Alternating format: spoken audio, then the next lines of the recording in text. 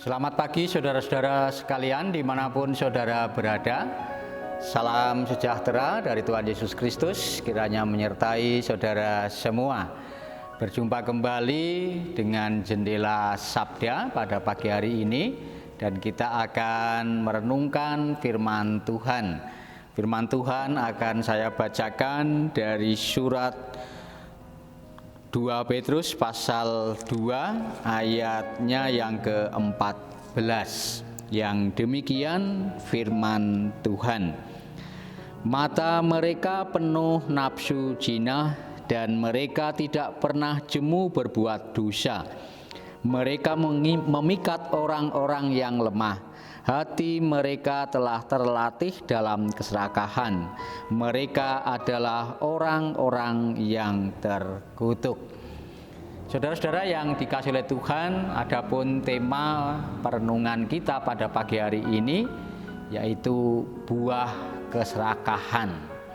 Saudara yang dikasihi oleh Tuhan, saya akan mengambil sebuah contoh kisah perjalanan kehidupan bangsa atau umat Israel, umat milik Allah yang seringkali menunjukkan sikap perbuatan yang menyimpang dari kehendak Allah. Baik itu dilakukan oleh sekelompok atau beberapa orang, ataupun yang dilakukan oleh pribadi-pribadi orang yang ada di bangsa itu. Sebagai contoh misalnya yang saya ambil bagaimana sikap dan perbuatan Akan yang tentunya menyimpang dari kehendak Tuhan dan akhirnya mendapat suatu hukuman.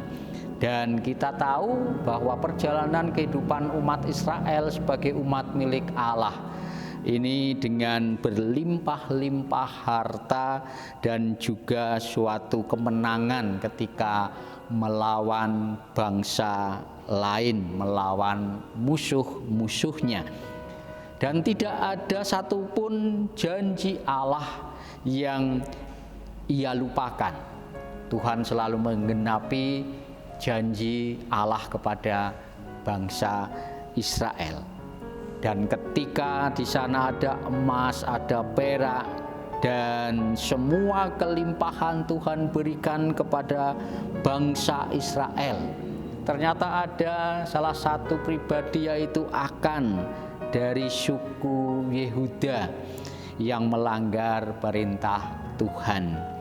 Ada beberapa barang yang dikhususkan untuk Tuhan ternyata tidak dilakukan atau tidak dipersembahkan semestinya, justru diambil oleh bangsa Israel itu. Nah, saudara-saudara yang dikasihi oleh Tuhan, tentunya apa yang dilakukan oleh Akan ini juga membuat semua bangsa orang-orang Israel kena getahnya. Akhirnya ketika peristiwa atau perbuatan sikap ini dilakukan, maka yang tadinya sebagai umat milik Allah yang selalu unggul, menang melawan musuh atau bangsa-bangsa lain, dan pada saat itulah justru menjadi kalah dan takut dan harus berhadapan dengan musuh-musuhnya yang kuat. Nah, saudara-saudara yang dikasihi oleh Tuhan, dari contoh inilah kita bisa mengerti bahwa setiap perbuatan itu akan selalu menghasilkan buah.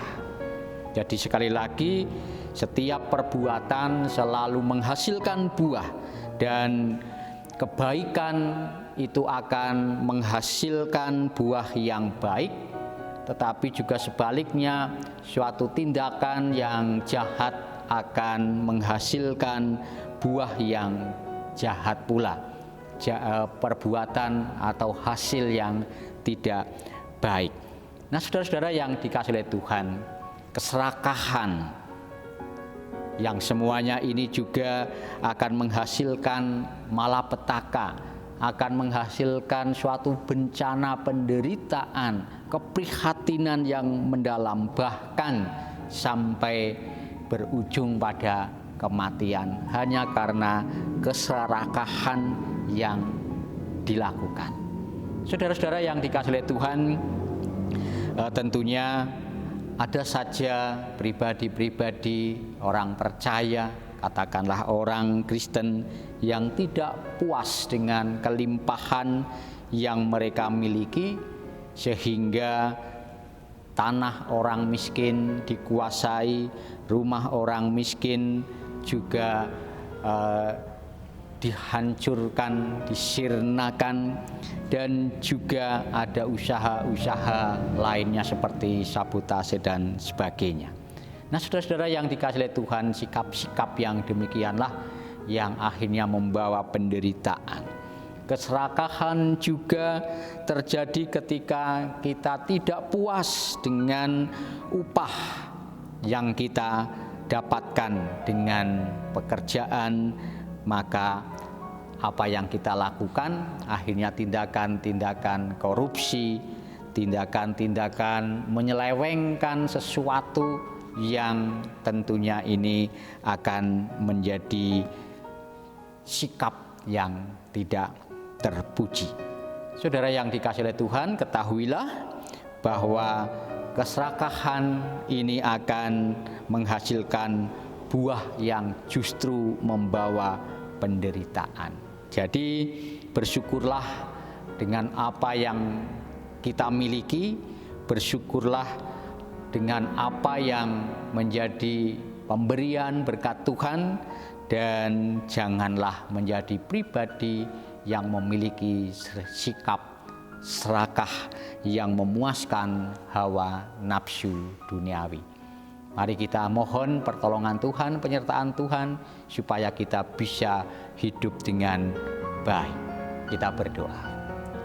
Tuhan Allah Bapa Surgawi, di pagi hari ini kami boleh mengucap syukur atas firman Tuhan yang mengingatkan kepada kami untuk kami hidup secara benar, secara baik, sesuai dengan apa yang menjadi kehendak Tuhan. Demikian juga setiap berkat yang Tuhan berikan kepada kami dapat kami nikmati untuk membawa kehidupan kami yang baik ini.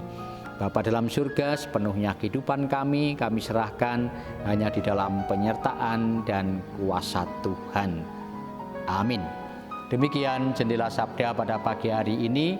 Kiranya Tuhan memampukan kita untuk selalu bersikap yang baik, hidup di dalam kebenaran, dan hidup dengan penuh rasa syukur. Tuhan memberkati.